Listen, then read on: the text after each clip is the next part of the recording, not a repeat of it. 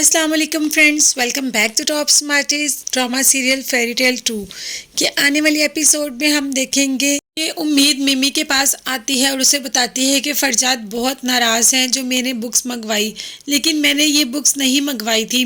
मैंने तो शादी के बाद आने वाले मसाइल से निपटने वाली बुक मंगवाई थी। ये शॉपकीपर ने गलत भेज दी, अब जाके उसकी खबर लूँगी। मिमी उसको बताती है कि मम्मी तुमसे बहुत ज़्यादा नाराज़ हैं, वो अब तुमसे बात नहीं करना चाहती, जिसकी वजह से उनका बीपी भी बहुत ज़्यादा लो हो गया और वो बीमार है।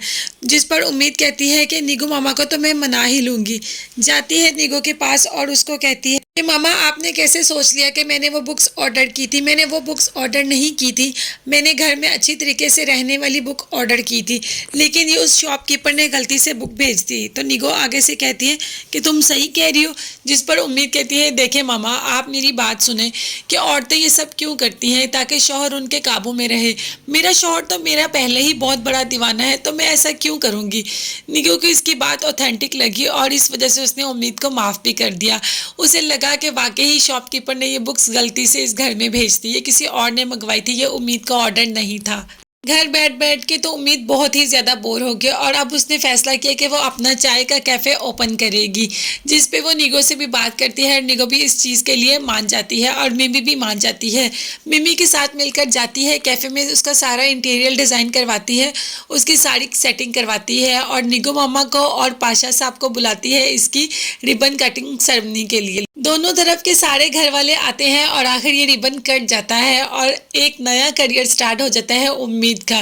लेकिन यहाँ पे सबसे हैरानी की बात यह है कि एक कस्टमर आता है जिसकी के बैग होती है, तो उस पर दादो उसको देखकर हैरान रह जाती है और कहती है जमाल पाशा जो कि पाशा साहब के वालिद हैं। लेकिन उन्होंने उस शख्स को देखकर जमाल पाशा क्यों कहा, शायद बैग से वो बिल्कुल उसको अपने हस्बैंड की तरह लग रहे थे। मे बी इस वजह से कहा हो या आगे ही इसकी कोई और ही कहानी हो। कहानी से याद आया यहाँ पर भी एक बहुत ही ज़्यादा ट्विस्ट है।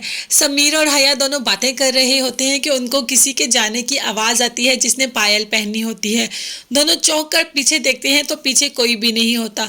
जब दोनों को वहम लगता है तो दोबारा फिर उन्हें पायल की आवाज़ और पायल की छनक सुनाई देती है, तो दोनों भाग के नीचे चले जाते हैं। शायद इनको ये कोई तंग कर रहा है कि ये दोनों इकट्ठे ना बैठे।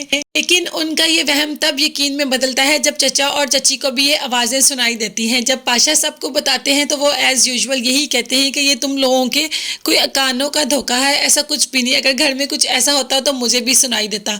अभी वो ये बात कर रही होती हैं तो उन्हें भी छनक की आवाज़ सुनाई देती हैं। चौंक के देखते हैं लेकिन कोई भी नहीं होता और आवाज़ सुनाई दे रही होती है। तो फ्रेंड्स आपको क्या लगता है कि ये उम्मीद कोई नया नाटक कर रही है या ये सभी पाशा साहब को बेवकूफ़ बना रहे हैं या ये सब कुछ सच में है?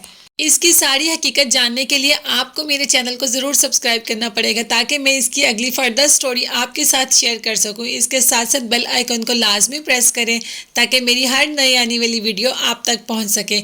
अपना बहुत ज़्यादा ख्याल रखिएगा और मुझे भी दुआ में याद रखिएगा। अल्लाह हाफिज़, बाय बाय, टेक केयर।